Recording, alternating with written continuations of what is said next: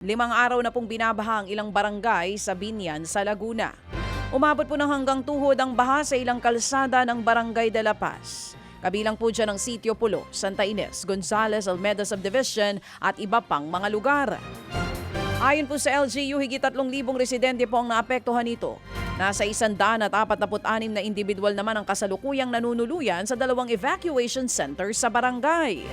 Tiniyak naman po ng lokal na pamahalaan na matugunan ang pangangailangan. Bukod sa pamamahagi po ng food packs, nakatutok rin daw ang LGU sa pagpapabilis po ng flood control pump. Ang Apalit, Pampanga mga kapatid, binaha rin nitong mga nagdaang araw. Pahirapan po sa pagdaan ng maliliit na sasakyan sa MacArthur Highway. Sa bahagi po yan ng Barangay Sulipan. Ang ilang tricycle at motor na naglakas loob na lumusong tumirik sa gitna po ng baha. Sa Candaba sa Pampanga, gumagamit na po ng batsyang ilang residente para makatawid sa hanggang dibdib na baha. May mga gumamit na rin po ng batsa para mamahagi ng tulong at iba pang kinakailangan ng mga residente. Nangangamba po ang mga residente na patuloy pang tataas ang tubig dahil nga sa patuloy na pag-ulan.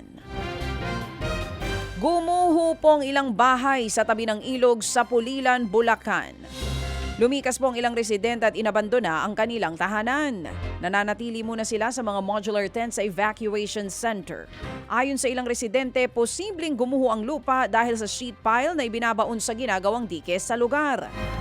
Pinalala pa po yan ng tuloy-tuloy na ulan na dulot nga po ng habagat. Namahagi po ng tulong ang lokal na pamahalaan sa mga apektadong residente.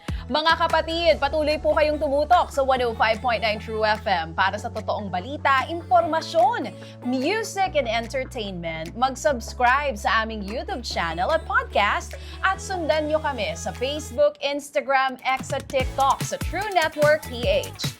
Bisitahin din po ang aming official website, truefm.ph.